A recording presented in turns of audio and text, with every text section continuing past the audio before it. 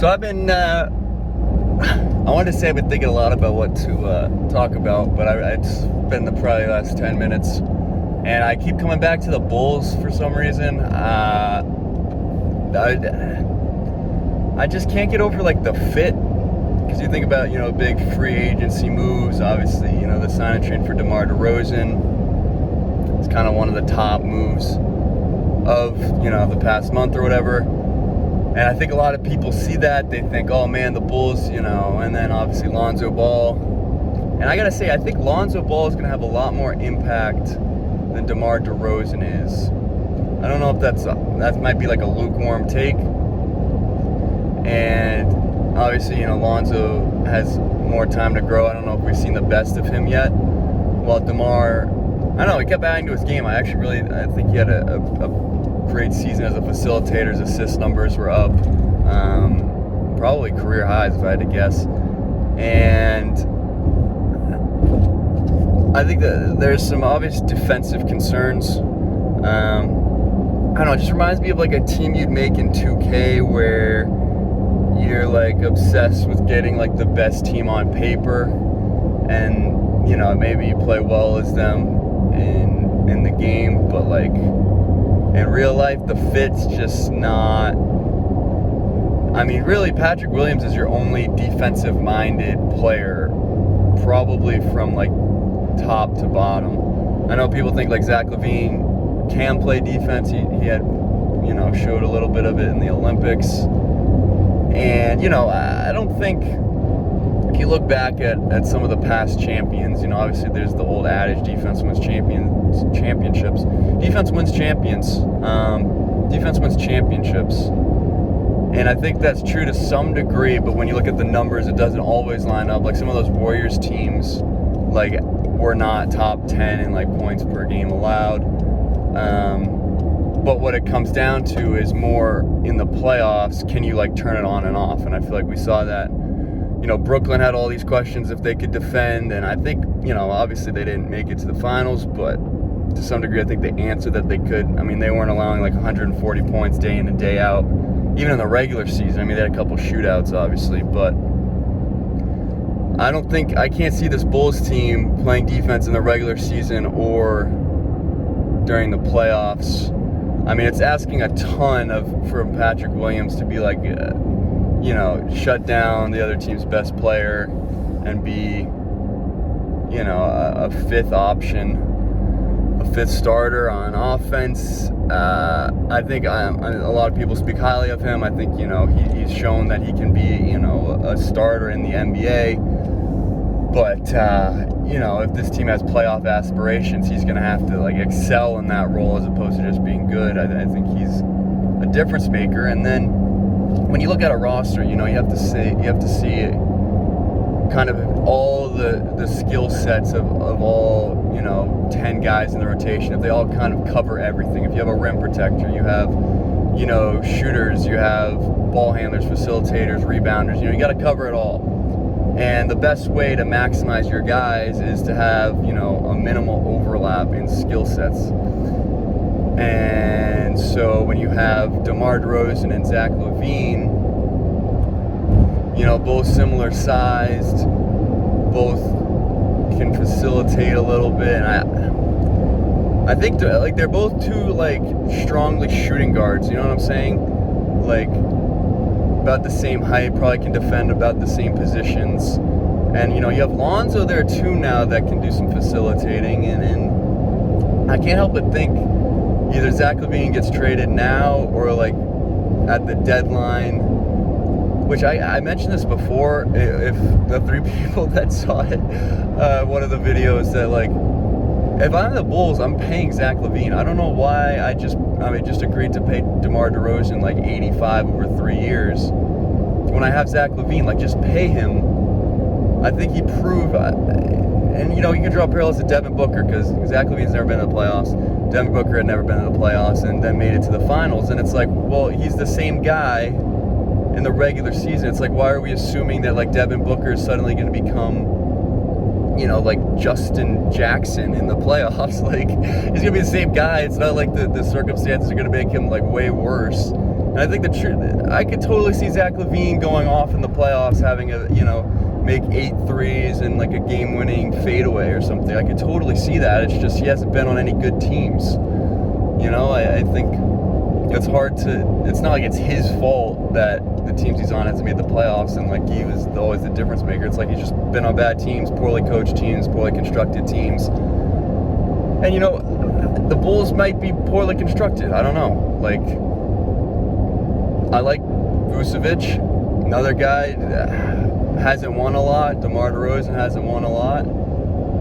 I mean, he has won a lot, not a lot of like playoffs. And I just said the whole thing about Zach LaVine and the playoffs thing. And those guys have been in the playoffs. It's probably been the same. It's the same thing. Like their teams aren't good enough or talented enough.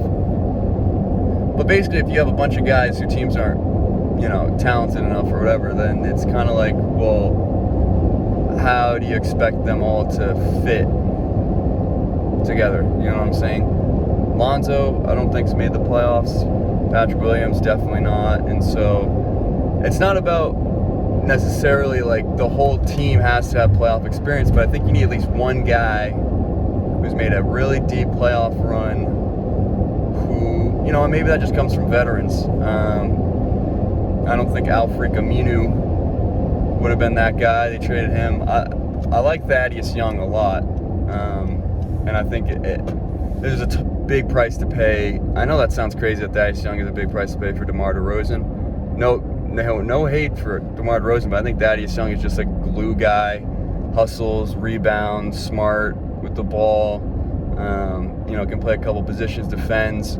There's that stat of like it's him and LeBron and Larry Bird and Magic Johnson have averaged like 13 points on 50% shooting and 1.9 steals at home when the team's wearing white or some crazy specific stat that he shares with like legends. And you can't ignore that. Let's be honest. And you just gave that away.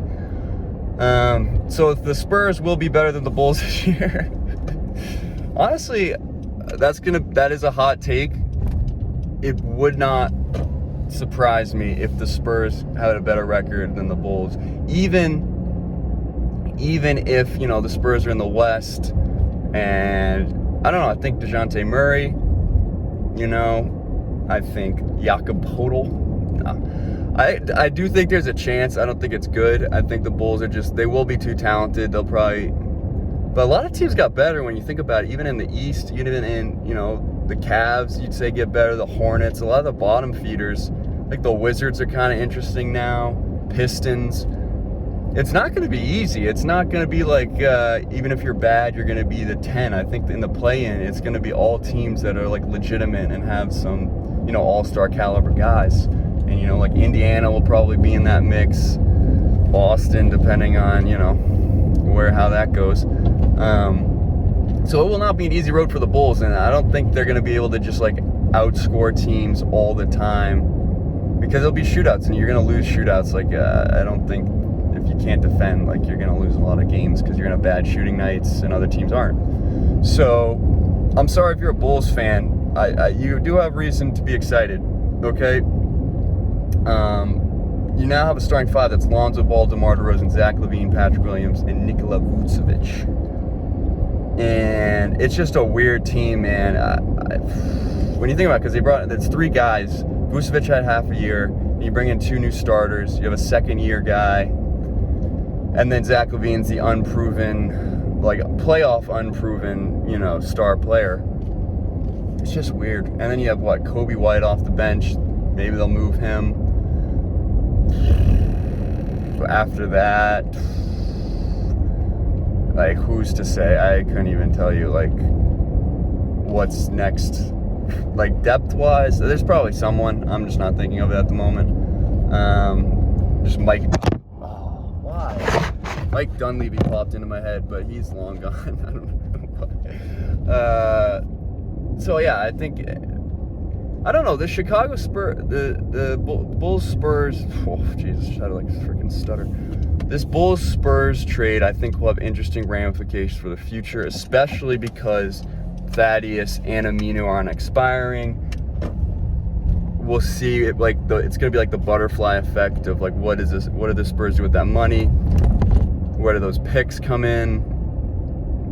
And, they're building a young core in San Antonio.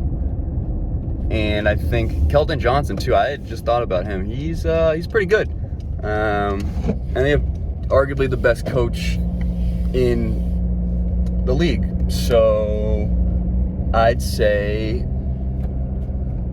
I'm just gonna say the Spurs are gonna have a better record than the Bulls. Put me on there. I made that whole thing about hot takes, but I just gave you my rationale for it. So I don't think it's coming out of left field,